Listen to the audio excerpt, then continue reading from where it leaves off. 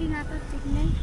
এটা কিনছিলাম আমার মায়ের জন্য, ব্যাগেই আছে। এটা পরে কিভাবে জানেন তো? পরেন তো, জানেন এটা আমার কাছে দেন। হ্যাঁ, এর নাকি নামাজ পড়ার জন্য হিজাব নাই, আর আমার ব্যাগে এটাই ছিল। কিভাবে পরে পরেন আমি তো জানি না।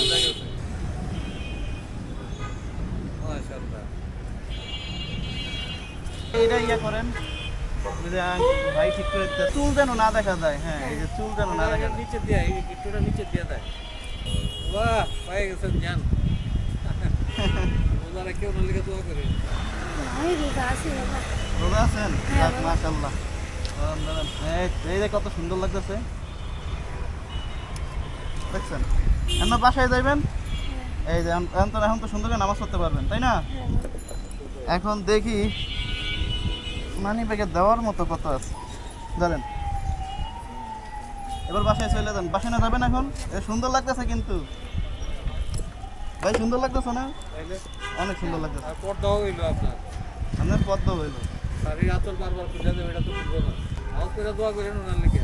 হ্যাঁ, পাঁচ ওয়াক্ত নামাজ কোন জায়গায় পড়ো? জানি দোয়া করবো বাবা। আল্লাহ হাফেজ।